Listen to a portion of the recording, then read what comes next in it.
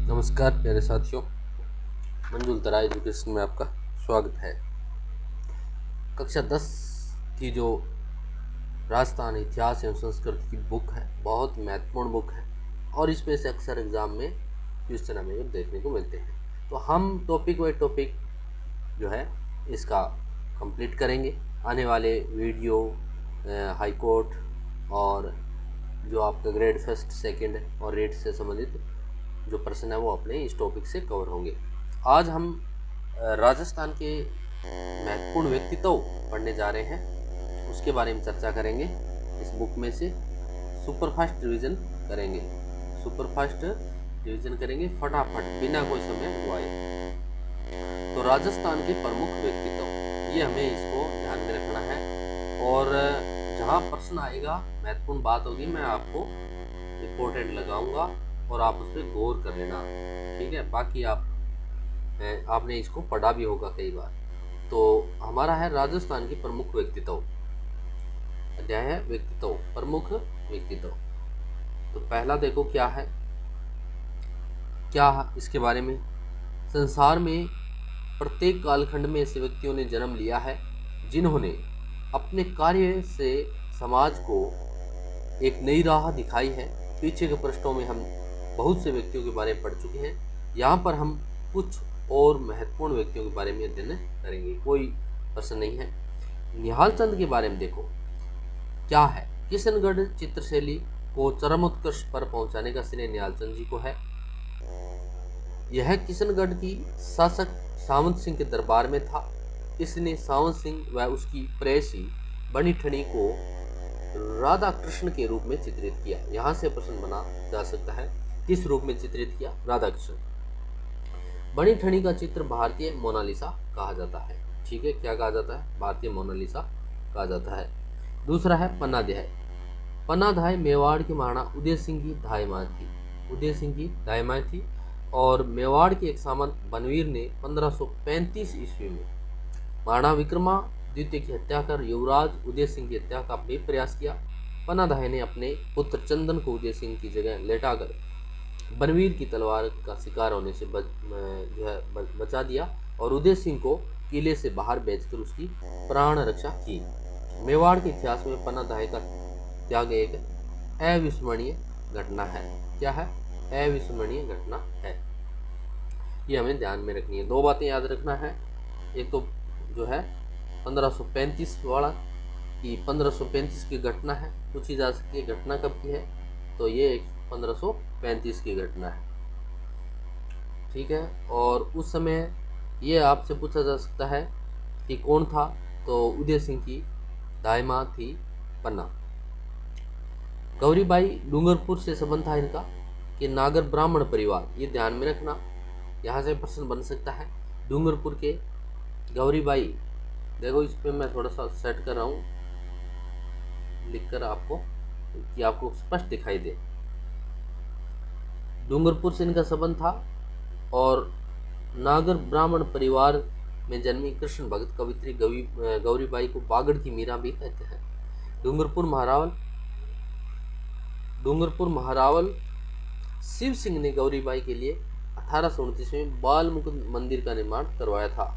ये लाइन भी देखो, सीधी लाइनें आती है उठकर एज इट इज, और बाद में हम ढूंढते रहते हैं कि ये प्रश्न कहाँ से आया। डूंगरपुर महारावल शिव सिंह, हमें सारी बातें याद रखनी होगी कि डूंगरपुर और डूंगरपुर का महारावल कौन? शिव सिंह, है ना। कौन? शिव सिंह। तो डूंगरपुर का जो है महारावल शिव सिंह ने गौरीबाई के लिए 1829 में बाल मुकुंद मंदिर का निर्माण करवाया था। ये बात भी याद में रखें। आगे है दुर्गादास राठौड़ के बारे में जानेंगे। दुर्गादास राठौड़ के बारे में क्या क्या महत्वपूर्ण बातें हैं, देखो। स्वामी भक्त और वीर शिरोमणि दुर्गादास महाराजा जसवंत सिंह के मंत्री आसकरण के पुत्र थे। किसके पुत्र थे? आसकरण के। इनका जन्म 13 अगस्त 1638 को मारवाड़ के सालवा गांव में हुआ था। किस गांव में? सालवा गांव में। वेरी इंपॉर्टेंट प्रश्न है, किस गांव में हुआ था? सालवा गांव में। ये जसवंत सिंह की सेना में रहे। महाराजा की मृत्यु के बाद उनकी रानियों तथा खालसा और जोधपुर के उत्तराधिकारी अजीत सिंह की रक्षा के लिए मुगल सम्राट औरंगजेब से उसकी मृत्यु पर्यंत 1707 ईस्वी राठौड़ सिसोदिया संघ में निर्माण किया। शहजादा अकबर को औरंगजेब के विरुद्ध सहायता दी तथा उसके पुत्र पुत्री को इस्लामोचित शिक्षा देकर मित्र धर्म निभाया एवं सहिष्णुता का परिचय दिया। अंत में महाराजा अजीत सिंह से अनबन होने पर कुटुंब मेवाड़ चले आए और अपने स्वावलंबी होने का परिचय दिया। दुर्गादास की मृत्यु उज्जैन में 22 नवंबर 1718 में हुई थी। कब हुई थी? 22 नवंबर 1718 में हुई थी। ये बात आपको याद रखनी है, कब हुई थी।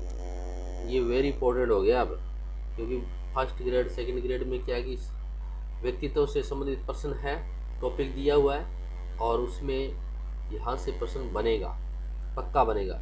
22 नवंबर 1718 में, ये एक तो डेट आप याद रखें। एक किस गांव में हुआ? तो मारवाड़ के सालवा गांव में हुआ था। सालवा गांव में हुआ। ये बात पे आपको ध्यान में रखनी है, ठीक है। आगे क्वेश्चन भी हम इसके करेंगे, आने वाली क्लास में इसके ऑब्जेक्टिव क्वेश्चन भी बना के लेके आएंगे। एक बार जो है इसका सुपर फास्ट रिवीजन अपने कर रहे हैं। वीरता साहस का गुणगान मेवाड़ सहित उक्ति प्रचलित, मायड ऐसा पूत जन जैसा दुर्गा दास। ये कहावत किसके लिए है? इनके लिए, ठीक है। आगे बढ़ते हैं। आगे देखो कौन आ गए, वेरी इंपॉर्टेंट, विजयदान देथा जी आगे। 1 सितंबर 1956 को इनका जो है 26 को इनका जन्म हुआ था। कब? 26 को इनका जन्म हुआ है, 1 सितंबर को। अभी पीछे गया है ना, 1 सितंबर 1926 बोरुंदा जोधपुर में। विजयदान देथा की प्रसिद्ध कृतियां बातारी फुलवारी, बापू की 3 हत्यारे और चौधराइन की चतुराई लघु कहानी संग्रह में है। दुविधा और अलेख हिटलर आदि है। ये रूपायन संस्थान बोरुंदा के सह संस्थापक भी थे। बिज्जी उपनाम से प्रसिद्ध थे, ये पूछा जा सकता है। बिज्जी उपनाम से प्रसिद्ध थे। 1934 में केंद्रीय साहित्य अकादमी पुरस्कार, 1992 में भारतीय भाषा परिषद पुरस्कार, 2 में बिहारी पुरस्कार, 6 में साहित्य चूड़ामणि पुरस्कार, 7 में पद्मश्री और 12 में राजस्थान रत्न सम्मानित पुरस्कार दिया गया। तो ये वेरी इंपॉर्टेंट है, आपसे पूछ ले कि जो है ना इनको पद्मश्री और राजस्थान रत्न अवार्ड कब मिला था? तो 2012 में मिला था इनको राजस्थान रत्न अवार्ड। 2012 में इनको क्या मिला है, ये बात आपको ध्यान में रखनी है। 12 में राजस्थान रत्न अवार्ड जो है मिला है, रत्न अवार्ड उनको मिला है। पेन भाई चल नहीं रहा है साउंड अच्छी तरीके से, तो थोड़ा दिक्कत है, कोई बात नहीं, आप एडजस्ट कर लें, ठीक है। ये इस प्रकार से कन्हैयालाल सेठिया, लोकप्रिय गीत धरती दोहरा रही, अमर लोकप्रिय गीत पाथल और पिथल और यशस्वी रचयिता साहित्यकार कन्हैयालाल सेठिया का जन्म 11 सितंबर। ये देखो ये 1 सितंबर को है, विजयदान देथा, और इनके 10 दिन जस्ट बाद यानी 11 सितंबर 1919 को, हालांकि ये 1919 के हैं, बड़े हैं। ये देखो यहाँ पे थोड़ी सी ट्रिक भी लगी हुई है, 11, 9 और 19 है ना, इस प्रकार से। तो 11, 9 यानी सितंबर और 19 इस प्रकार से। आपको याद क्या रखना है? 19 एक साथ में 3 19 याद रखने, 1 19 1 19 और 19, ये याद रखना है, ठीक है। आगे बढ़ते हैं।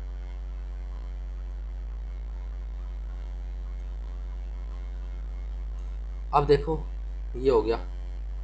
अल्लाह जिलाए भाई के बारे में देखो, केसरिया बालम आओ नी मारे पधारो मारे देश, गीत प्रख्यात मांड गायिका अल्लाह जिलाए भाई को के कंठों से निकलकर अमर हो गया। इनका जन्म 1 फरवरी 1902 को बीकानेर में हुआ था।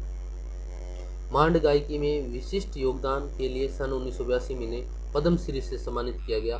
बाईजी को सन 1983 में रॉयल अल्बर्ट हॉल में BBC लंदन द्वारा कोर्ट सिंगर का अवार्ड दिया गया था। क्या दिया गया था? कोर्ट सिंगर का अवार्ड दिया गया था। गौरी देवी मांड गायन शैली को देश विदेश ख्याति दिलाने वाली लोक गायिका गौरी देवी का जन्म 1920 में जोधपुर में हुआ। संगीत इन्हें विरासत में मिला था। इनके माता पिता दोनों बीकानेर दरबार के संगीत में प्रतिभाएं थी। मास्को में आयोजित भारत महोत्सव में गौरी देवी ने मांड गायकी से श्रोताओं को समाहित कर प्रदेश का नाम रोशन किया था। ठीक है, इस बात का भी आपको क्या रखेंगे, ध्यान रखेंगे। ये हमारी अल्लाह जलाए बाई के बारे में हमने पढ़ा। अब हम देखते हैं इसके बारे में, अब देखेंगे आपकी गौरी बाई। ठीक है, मांड गायन शैली की देश विदेश ख्याति दिलाने वाली लोक गायिका गौरी बाई का जन्म जोधपुर में हुआ था। इनका जन्म जोधपुर 1920 को जोधपुर में हुआ था। संगीत इन्हें विरासत में मिला। इनके माता पिता दोनों बीकानेर दरबार के थे। ये पढ़ लिया हमने अभी। प्रतिमाएं थे। मास्को में आयोजित भारत महोत्सव में गौरी देवी ने मांड गायकी से श्रोताओं को सम्मानित कर प्रदेश का नाम रोशन किया था। मास्को में आयोजित जो हो रहा ना उसमें इन्होंने किया था। ठीक है, तो कंपनी हवलदार मेजर पीरू सिंह के बारे में और पढ़ेंगे हम। कंपनी मैनेजर हवलदार मेजर पीरू सिंह के बारे में देखो आप। रामपुर बेरी झुंझुनू के थे। ये कहाँ के थे? झुंझुनू के थे। एक तो बात ये नोट करने वाली है, रामपुरा बेरी झुंझुनू से। हवलदार मेजर पीरू सिंह रामपुरा बेरी झुंझुनू से में जन्म में मेजर पीरू सिंह 1936 में 6 बटालियन राजपूत राइफल में भर्ती हुए थे। 18 जुलाई 1948 को 6 राजपूतान राइफल के CHM पीरू सिंह को जम्मू कश्मीर के तिथवाल में शत्रुओं द्वारा एकीकृत एक पहाड़ी पर आक्रमण कर उस पर कब्जा करने का काम सौंपा गया था। अपनी अंतिम सांस लेने से पहले उन्होंने दुश्मन के